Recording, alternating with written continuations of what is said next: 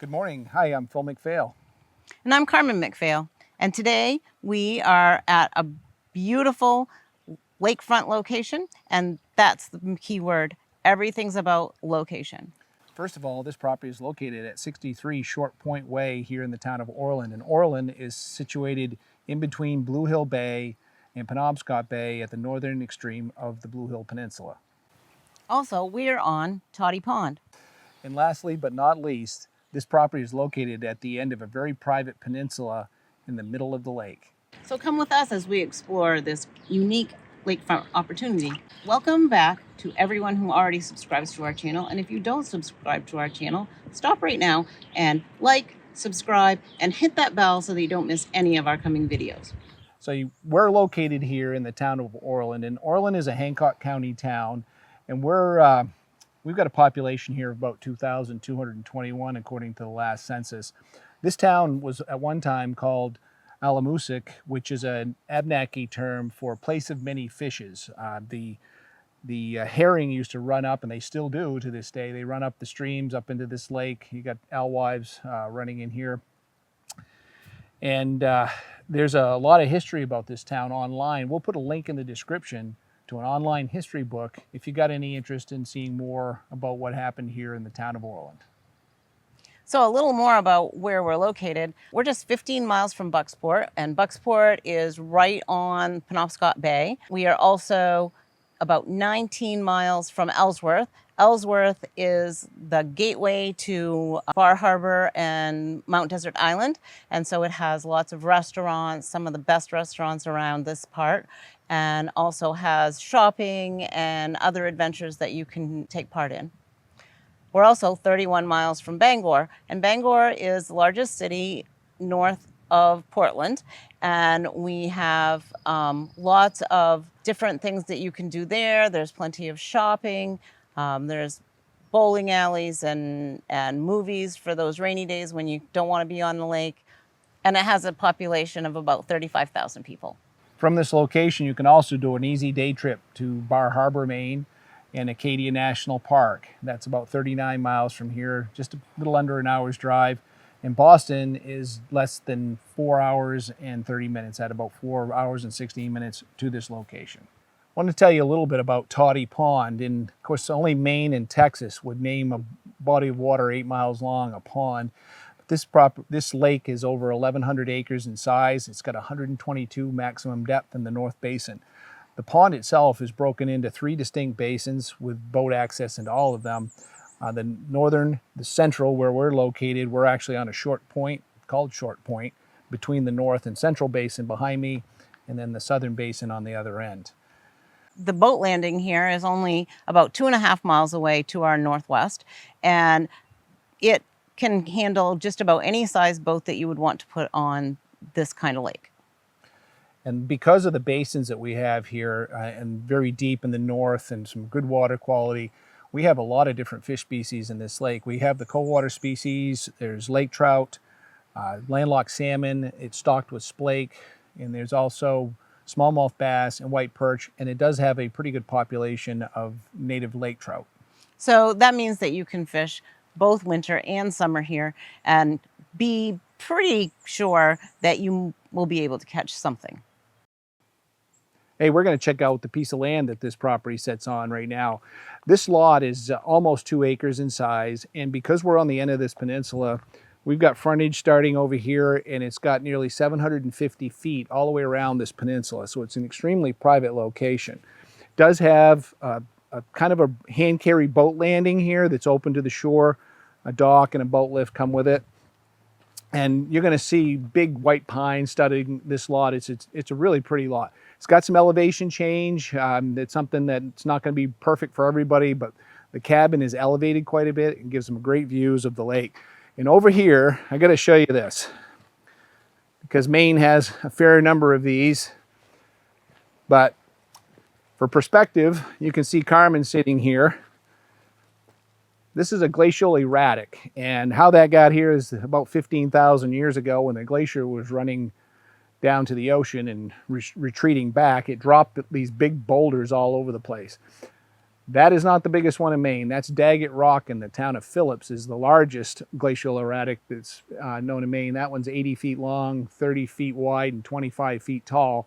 But I got to tell you, that one's probably half that size, or maybe a little bigger than that. So it's pretty. That's a cool feature on this land.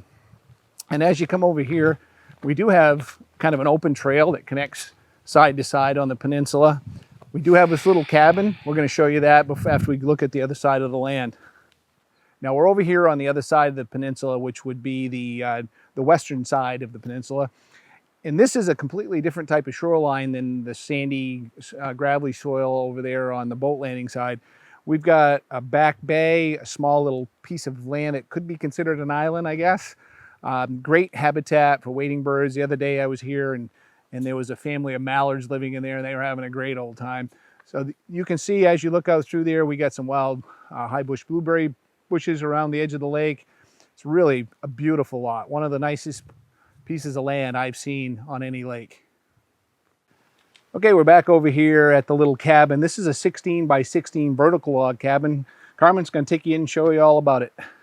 Yeah, my understanding is that this wood for this was brought over in the winter and they built this cabin. So a few little notes about this little bunkhouse. This is actually a Murphy bed that comes down, so you can put a mattress on it and sleep right down here and not have a problem. There is a sink. It does have an infiltrator system for the gray water. You do need to bring your own water, but it has electricity and lights and its own wood stove. So, you know, pretty cozy. So 35 miles away, we talked about the city of Ellsworth and we talked about Mount Desert Island a little bit, but Acadia National Park is a pretty unique place. It has Cadillac Mountain in it. You can drive up it with your car. You can climb up it over trails. Within Acadia National Park, there's a sand beach that's on the ocean and just lots of things for you to do and explore. There's one other thing that's in that park is Thunder Hole, which is a cave that during the tides that we get here in Maine, which are extreme, it makes a lot of noise and it does sound like thunder. And 12 miles from here, we have two pretty unique features to the state of Maine. We've got Fort Knox, which was built back in the 1840s, and it was built to defend us against possible incursions from the British Navy, believe it or not. We were coming out of the War of 1812, and they had some concerns there.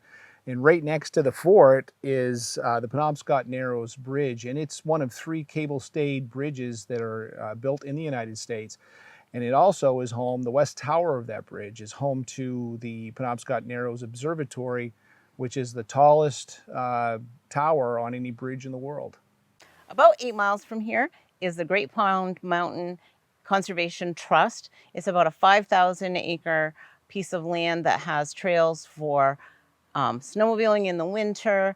You can horseback ride, you can hike, you can bike, and it's, you know, a really great place to learn the outdoors of Maine.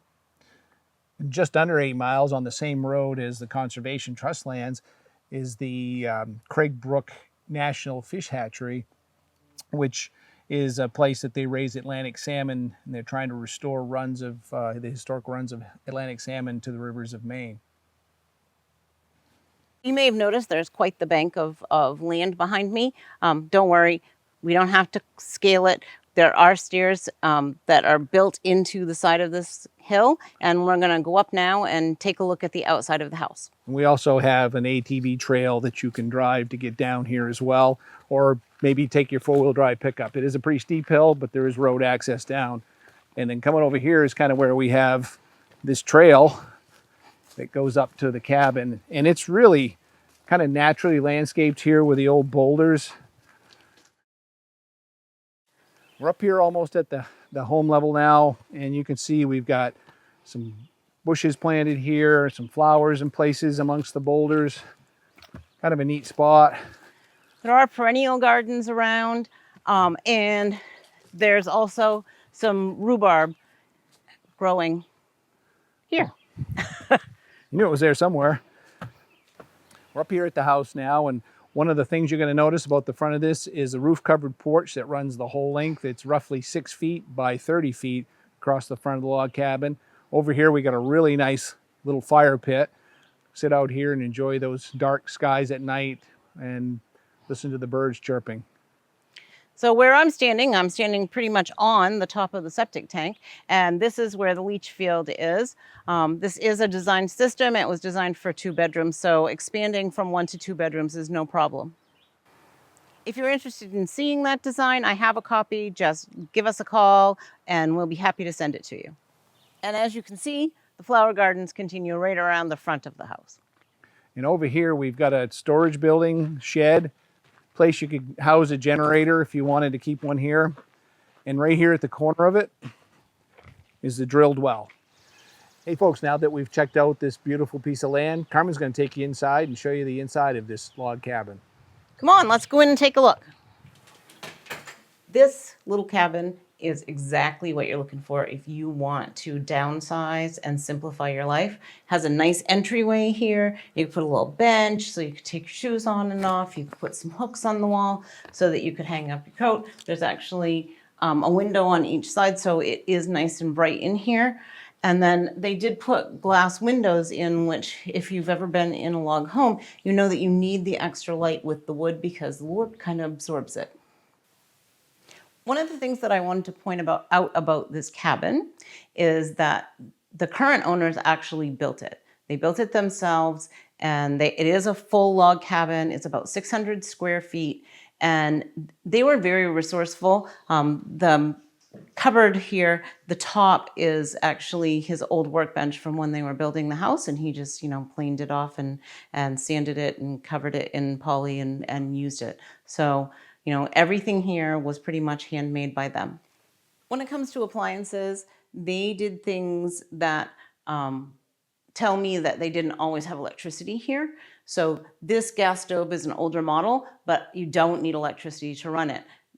The refrigerator is now an electric refrigerator, but they sunk it into the wall so that there's a nice wide area to bring things through if you need to into the home. The main source of heat here is there is radiant heat in the slab that I'm standing on. It's actually electric, and it is an inline water heater, and we'll show you that when we get to the utility room. But we also have this nice wood stove here. They liked it for the ambiance. I'm pretty sure that it would very easily heat this place to the point where we need to open a window.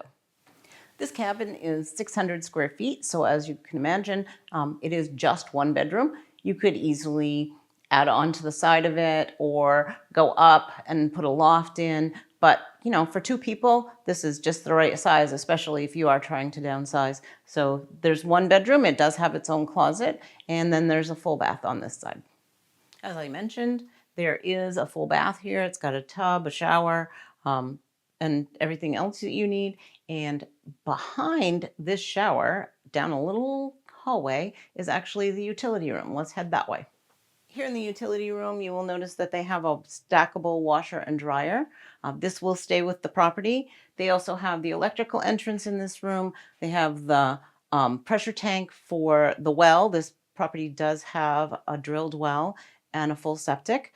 The water heater that you see toward the floor, which is a round, typical electrical water heater, is for the bathroom only.